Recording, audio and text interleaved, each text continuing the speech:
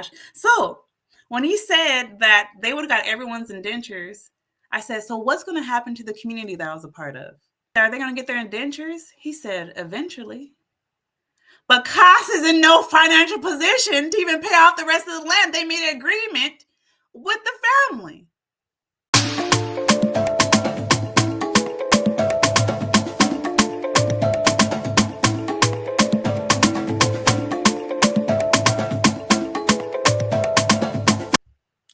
So here's the saddest part of this whole of the investigation results. They told me, you know what, Leslie? That community you were a part of, we called them. We called the leaders of it. And they said because you were involved, they didn't want to get involved. But we asked them for a list of everyone. Right? We asked them for a list. When they realized that this was legitimate help, they called me back. But by that time, the case was closed. He said, we were going to get everybody's indentures. Folks, this wasn't just about me. This wasn't just for me. This was for everybody in my community that they kicked me out of. The community that kicked me out of, I'm still fighting for them. Right? They were going to get everybody's indentures. That was the saddest part. When he said that, I was like, that's sad. The whole community would have had their indentures. The whole community would have had their indentures. Leadership is so important. Okay, folks. Now I understand why people have bought land from COS, and it's been 3, 4, 5 years. Oh, I didn't tell you this part. Oh my gosh. So when he said that they would have got everyone's indentures, I said, so what's going to happen to the community that I was a part of? What's going to happen to them? I said, are they going to get their indentures? He said, eventually. But COS is in no financial position to even pay off the rest of the land. They made an agreement with the family. So no one's getting nothing until COS pays off what they owe. Because remember, like I said earlier in the live, they can make agreements for, quote unquote, for example, 100 acres, but only pay for 30% of it, and then make payments until the rest is paid off. The rest is paid off, right? Until they pay off what they owe, you're not getting your registration. And if you get an indenture, you're not going to be able to register that. Do you guys hear what I'm saying? Okay. I love that you guys are talking about this. Yes, other lands. Ghana is nice. Just got to know how to navigate. Due diligence is a must. Don't believe what anyone says. Ghanaians will say anything to get your money, including saying they're a pastor. Yes.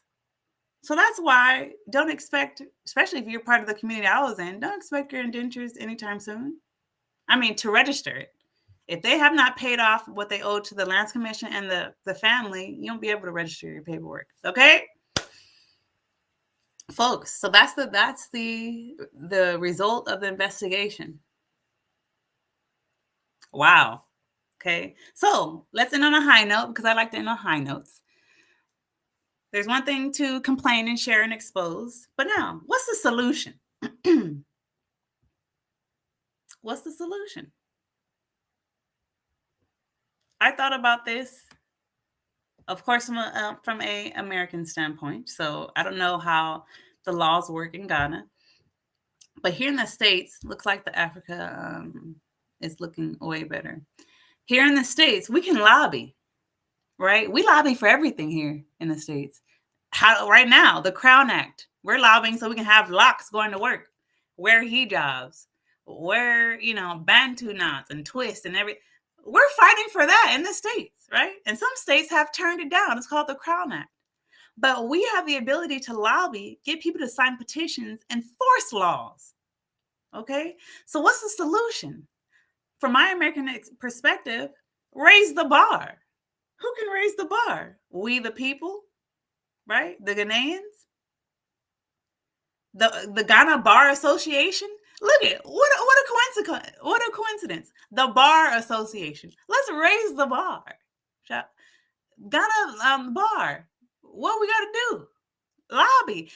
Land litigation is the number one litigation issue in Ghana. They've been building a whole new building for it. I think it's like 20 stories. If that is the number one litigation, I think droves of people will go and sign that petition. Right? I'm not sure if lobbying is a thing in Ghana, but I call out the Ghana Bar Association. Raise the bar. Start lobbying. Get people to sign that petition. I got my petition signed. Right? Still ended with no results, but it's possible. It has to be. It has to be. I refuse to believe that there's no solution to this, and the government's hand can't be forced to put laws and regulations together, because we the people, we're the one who run. We're literally, folks, if we unify the things we can do as a unit, it's amazing. YouTubers. And for my little sign, I typed it up. YouTubers. Stop advertising criminals and liars, please. Can we stop that? Can we step up as YouTubers and do our due diligence and stop advertising these criminals and liars, right? And I know some people have already changed their brand, right? Because it was getting a little hot. It was getting a little hot. So they totally changed. They changed their brand. As you should, okay? Other people, they put disclosures in their videos now at the end. This is just for entertainment purposes only. Basically, don't come after me. I'm showing you these people. If they screw you, don't come for me. That's what that means. I said, okay. Whatever brings you peace. But I call out all YouTubers, let's step up. Because the second I whiff negligence and lying, I ended my little agreement with these little boo-boo, emotionally and mentally underdeveloped developers. What? Get out. Get out of here, okay? YouTubers, step up. Stop advertising criminals and liars, period. All right, guys, because people are uprooting their lives. They're selling everything they have in the States and moving. How do I know? I get emails, folks. People email me.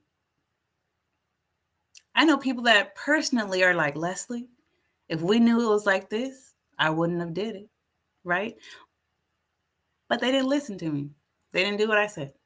The people that listened to me didn't buy, okay? The people that didn't listen to me bought. I'm like, that's why I don't feel bad. I know I'm doing my best to expose with the truth, because I like to sleep at night. I want to know why so many of us hell-bent on setting in Ghana in the first place. Most High never instructed us to go to Ghana and settle 400 plus years after bondage. Well, since you brought that up, spaces and places, let's just go straight to the question and answer. I'll give you my opinion. We are emotionally driven. Okay. Ghana has an excellent PR system. Thank you for listening. Yes. All they had to do was get celebrities, tap into our 400-year trauma, and boom, Dirty December. Ooh, automatic citizenship. We're there. We're so mad in America. We have trauma, that 400-year trauma. They saw that and they said, "Ooh, they have a lot of money as a community. Let's do a campaign." Not only are African Americans there, but even our Ghanaians are there. Diaspora Ghanaians are there because of the brain drain, right? They tapped into our 400-year trauma. We like to be entertained. And that's all it took, folks. My personal opinion. Sales 101 marketing. I think that's the best answer. Sales marketing 101. Join our free newsletter for land updates, group trips, and international real estate connections. Link in the description box. Now available, ebooks and e-workbooks to mentally and emotionally prepare you to visit, repatriate, or buy land in the motherland. And the authentic handmade kente cloth I got from Kumasi, Ghana is now a home decor line made by yours truly. Get a piece of the motherland until you can visit yourself. Click the link in the description box to visit my store.